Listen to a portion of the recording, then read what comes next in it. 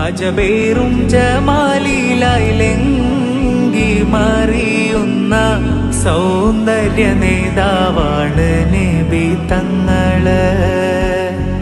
പൗർണമി മാറി നിൽക്കും ശോഭ പരത്തുന്ന സൗന്ദര്യവദനമ നബി തങ്ങള്. ചുവപ്പ് കലർന്ന വെളുപ്പിൻ നിറമാണെന്റെ ഹബീബിൻ സൗന്ദര്യം. അംബിയ ശ്രേഷ്ഠരിൽ ഹുസ്നെ ജമാലായി റബ്ബ് കനിഞ്ഞൊരു സൗരഭ്യം.